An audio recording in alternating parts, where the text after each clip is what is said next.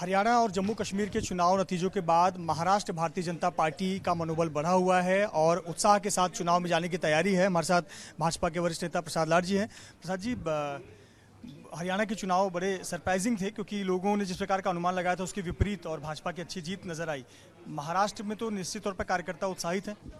ये विपरीत नहीं थे, ये अपेक्षित थे।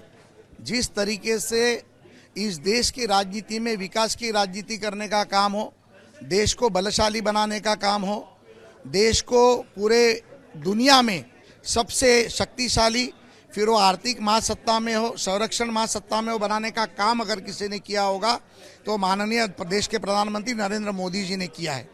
और उसी के कारण जिस तरीके से कांग्रेस महाविकास आघाड़ी हो या इंडिया आघाड़ी हो, जिस तरीके से नैरेटिव सेट कर कर लोगों के बीच में भ्रम प्रसारने का काम कर रही है, वो लोगों के बीच में आ चुका है, सच मालूम पड़ चुका है।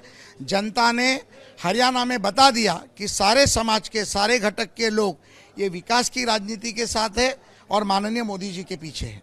महायुति के आप समन्वयक समिति के सदस्य हैं, कब तक सीट शेयरिंग का फॉर्मूला जाहिर हो जाएगा और किस चेहरे को लेकर उतरेंगे मैदान में? मैं महायुति के समन्वयक का प्रमुख होने के बावजूद भी मैं ये बात आपको कहना चाहता हूँ कि जल्द से जल्द इस बारे में निर्णय होगा, लेकिन ये जो निर्णय होगा वो हमारे 3 सर्वोच्च नेता एकनाथ राव जी शिंदे, देवेंद्र फडणवीस, अजित दादा मिलकर करेंगे।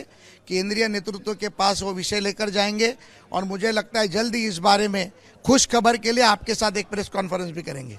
हरियाणा के जो नतीजे आए हैं, क्या उसके बाद शिवसेना उभाटा ग्रुप का एक बार्गेन पावर बढ़ गया है कि कांग्रेस से मुकाबला जहां होता है भाजपा के आमने सामने, वहां कांग्रेस हारती है, तो क्या उनको एक मौका मिल गया? उभाटा को ब्लैकमेल करने का काम आज नहीं, पिछले कई सालों से उद्धव ठाकरे जब से उभाटा के नेता बने हैं या पहले शिवसेना के नेता बने थे तभी से उन्होंने ये सिस्टम शुरू की है।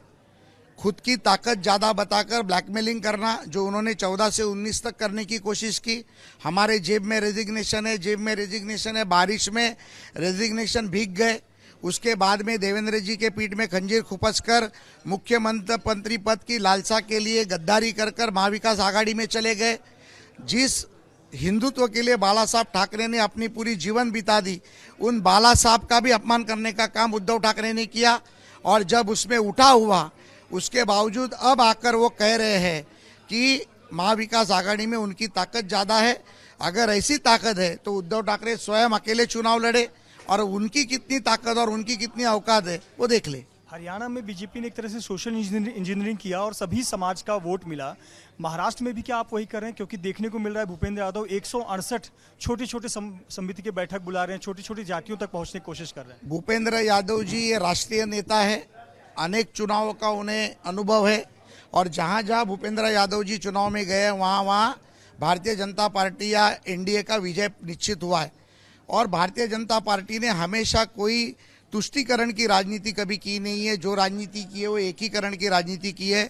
छोटे से छोटे घटक को भी लेकर विकास के कामों में विकास के साथ उनको लेके जाने का काम हमेशा महायुति ने और भारतीय जनता पार्टी ने किया है। मुझे लगता है कि इस राज्य का हर एक छोटा घटक हो या छोटा पक्ष हो, ये भारतीय जनता पार्टी महायुति के साथ रहेगा। एक समन्वय समिति में इतना आसान नहीं है क्योंकि छोटे छोटे आपके दल हैं जो कहीं ना कहीं क्षेत्रीय राजनीति के चलते उन पर नाराजगी है। प्रहार पार्टी हो, अरसूल जी हो, तमाम विषय हैं। ऐसे कैसे हैंडल करेंगे आप? इसके लिए तो मैं हूँ, इसी के लिए मैं हूँ। सोशल इंजीनियरिंग की बात मैं कर रहा था। क्या देवेंद्र जी को ओबीसी समाज, ब्राह्मण समाज, शिंदे जी को मराठा समाज और अजीत दादा को माइनॉरिटी को साथ लेने के लिए एक पैटर्न अपनाया जा रहा है महाराष्ट्र में? नहीं, ऐसे कुछ नहीं है। देवेंद्र जी के पीछे मराठा समाज भी बड़ी ताकत से है। ये आरक्षण की अगर आप बात करेंगे तो पिछले 60 सालों में जो आरक्षण कोई दे नहीं पाया, वो माननीय मुख्यमंत्री, जब तत्कालीन मुख्यमंत्री देवेंद्र जी थे तो 2018 में मराठा आरक्षण देने का काम किया। उभाटा की सरकार आने के बाद, महाविकास आघाड़ी की सरकार आने के बाद वो आरक्षण टूट गया। उसके बाद फिर से सरकार आने के बाद तत्काल वो आरक्षण देने का काम अगर किसी ने किया होगा तो वो देवेंद्र जी और एकनाथ राव जी ने किया।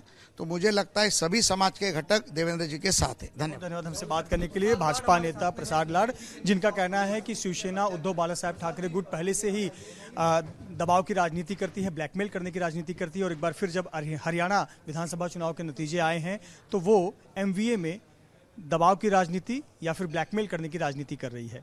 कैमरामैन गजानन बालापुरकर के साथ Mrityunjay Singh, ABP news, Mumbai. For exclusive and insightful videos, subscribe to our new channel ABP Live Premium.